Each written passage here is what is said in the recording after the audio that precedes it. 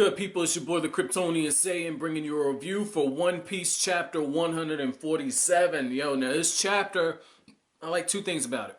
The first thing I liked about it was this ending shot here, where Luffy is staring down at Wapol and the rest of them, and this is after he's tied the flag back on, right? And he says, "You're a bunch of frauds. You pretended to be pirates, but you're not. But you weren't willing to risk your lives. You don't know the meaning of this flag." And just to see Wapol and then Chopper, and Chopper to say Luffy's name after that, but just to see those two beneath it, very nice. I like the way that those panels are put together, and I like that it's Chopper that is shown last. You know, I've said over and over, you know, I very strongly believe Chopper's the one joining the crew. And because it fits, because when you look at everyone that has joined Luffy's crew up to this point, when you look at Sanji, well, go in order. You have Zoro, then you have Nami, then you have Usopp, then you have Sanji. All of them have that moment where they just look at Luffy and they say, "Oh shit!" Like, this is that "oh shit" moment for Chopper. I like that one. I like that one a lot.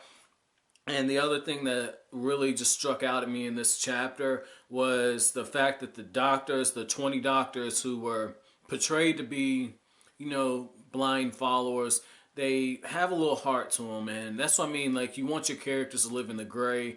It was an expected turn in the sense that you knew, okay, they work for the king. Obviously, they're not completely horrible. It's the age-old adage or the age-old cliche that, is it really, you know, are the people working under somebody evil really evil, or are they just doing like human beings usually do, which is, you know, acting, you know, survival? If they don't, I mean, the munch fruit, that's some pretty serious shit. So I don't know, man. Like, I don't know how I feel about that. It was okay. Don't get me wrong, it was okay. I'm glad to see it, because I hate characters who are just straight evil for the sake of being evil. You know, I very strongly dislike that.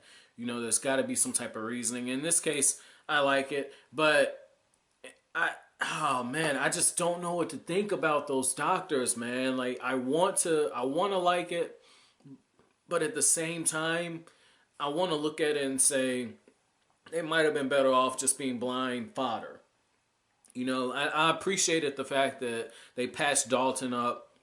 I didn't really care for the fact Dalton was alive. You know, apparently Dalton was just, you know, wounded really bad and froze. I know you guys say, "Death, that does not happen in One Piece until you see the body," but this is my thing, right? Like, if Oda's gonna take this route, it better, like, when characters die, it better be some epic shit.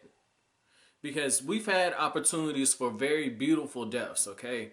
Like, when you look at the way that everything's been set up and then the character is supposedly mortally injured, like, or it looks like a really bad wound, we've had some opportunities for some very beautiful deaths. I'm talking like some Bell type deaths, man. Like, we've had some very big opportunities. They weren't followed through. So I'm expecting whenever Oda decides to kill, whenever he decides to kill, I'm expecting something epic, man, or something memorable.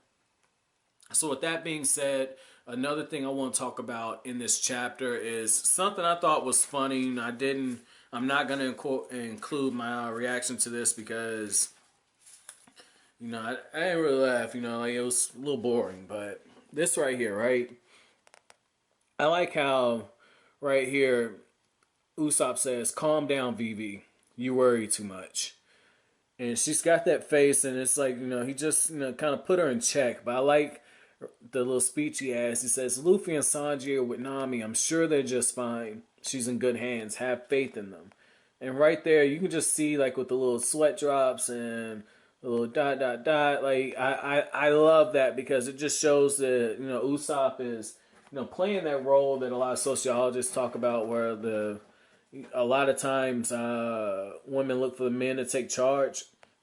You know, one of the things sociologists talk about is that women unconsciously dress younger, try to make themselves appear younger, because it, you know, pulls out this this instinct in men to protect or to offer guidance. And right there, you see that kind of play out, not so much in the dressing part, but and I don't completely agree with this shit, so don't, you know, get me mistaken on that. But I just like how right there Vivi's looking for reassurance right there. And you got these two men, one's a coward and one's a manly man in Zoro.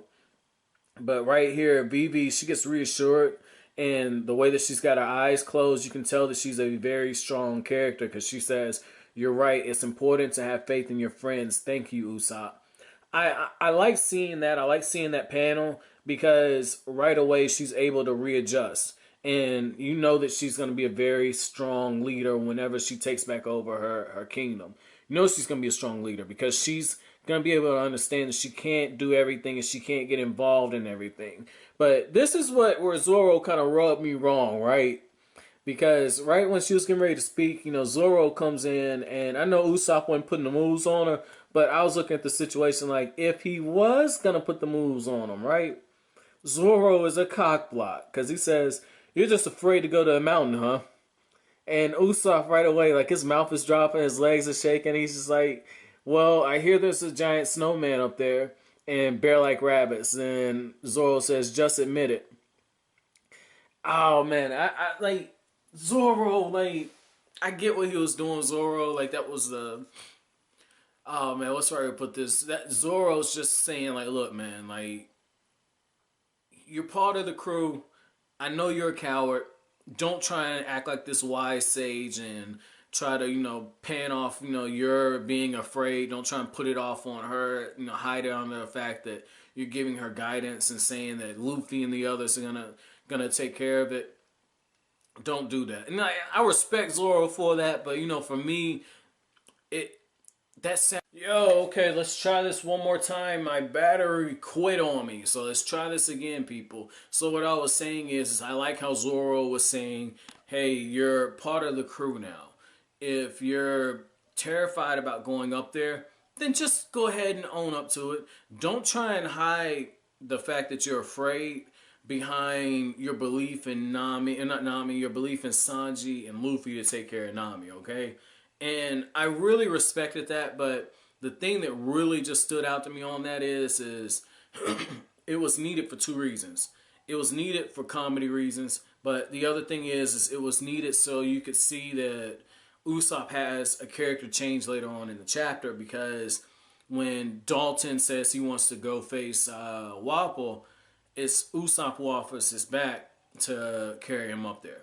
And I really feel like if Zoro hadn't have called him out on it, Usopp more than likely would have said, "Hey, you're injured. You sure you don't need to take a break, or sure you need to take a rest?" He would have came up with some excuse or some tall tale in order to avoid going up there. And it's one of the things I like about Zoro. Zoro provides that steady hand, and I try not to do these fairy tale versus One Piece comparisons, but in this case, I really feel like I need to in this case. And the reason why I feel like that is this. Well, in fairy tale, you have Elfman. Elfman is, seen as, this big, masculine, manly man. He's, big, burly, muscular, walks with his shirt open, and he says, "I'm a real man." Well, Zoro, same thing. Zoro, very masculine design. You see him weight training, he's got the sword. But the difference with the two of them is Zoro, he shows you what it takes to be a man through his actions. I've talked to you guys a lot about showing versus telling. It's something that a lot of, in the writing community is a big thing. Like when you get critiques, they say, "Well, I feel like you could have showed this," and, or you didn't need to do as much telling. This is an example of that. Hiro Mashima does a lot of telling. Like, "Oh, we're friends." You could show this on, the manga panels. Or, "Oh, I'm a man." Like, don't have the character tell us that you're a man. Show us what it means to be a man. I feel like that's what Zoro is doing at this point. He's showing you that a man behaves in a certain manner. And him being that steadying hand is what causes Usopp to go to that next level. So I like that. I really like that aspect of it. Now, the big thing with this chapter is the fact that Wapol's much fruit is broken down for us. And it's this shot right here that it's funny, but at the same time, it just really shows that these devil fruits are very particular when it comes to their abilities. Because Wapol asks Chess, "Well, tell him what I had for breakfast." And he says, yes, sir, yes, sire. This morning on the ship, you had one cannon salted and butter, one fresh cannon, a bomb, and explosive salad. That's a hell of a heartburn, by the way. But and in the village, you had one grilled house. And Luffy says he eats funny stuff, and Sanji says that doesn't sound healthy. And that right there, you know, I like how Sanji says it doesn't sound healthy because I promise you, I was reading that and I was just like, that's a fucking heartburn waiting to happen. But the thing is when he whatever he eats, he's able to combine and turn it into his body. And Wapol gets this pretty cool design where he's got like the cannons and part of his body's in the house. And what he does is he ends up eating his own men. And I like how Luffy looks so shocked when he said he's eating his men. And it's because he ate them. He took two weak parts, he put them together, and he made them into something stronger. And you know, the old lady even tells Sanji, look, don't underestimate them because if they were weak, the villagers would have rose up against them beforehand. And I like that she said that. I like that Oda slipped that in there because the thing is a lot of times when you look at these countries that are under siege by terrorists or, you know, lords or whatever, right? People always ask, well, how come the people don't rebel? Well, in theory, that's right. You have more people, more of the people than you do the bad guys that are inhabiting. But the difference is the minority displays such a strong show of force that it keeps the majority in place, in check, too afraid to move. And in this case, you know, knowing what Wapol can do, that keeps everyone from kind of raising up against him. So I like that. And it shows another thing too, and it should already kind of strike in Sanji and Luffy's head, or at least in Sanji's head. You have a guy like Dalton who is very powerful, but he willingly served Wapol. It's because of Wapol's ability.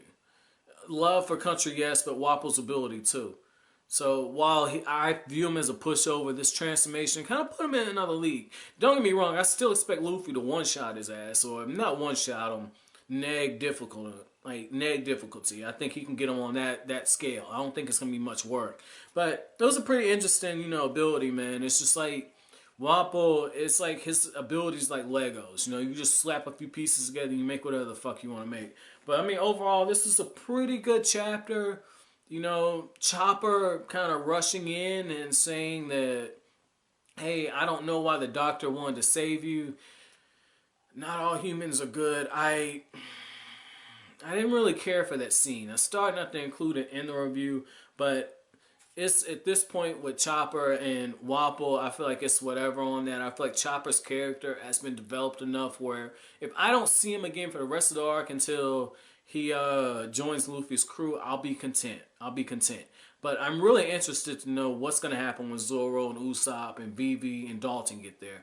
That's what I'm interested to know. But my chapter question for you guys is going to be this one right here. What were your thoughts about my analysis that, you know, Zoro is that steady hand and Zoro is the character that displays what it means to be a man? And let me know what your values, this is for the guys, let me know what your values are in terms of what qualifies someone to be a man. But that's going to be it for this review. If you liked anything I had to say, make sure you hit that like button, comment, rate, subscribe, share. I will greatly appreciate it, guys. That's it. Thanks for watching. Have an awesome day.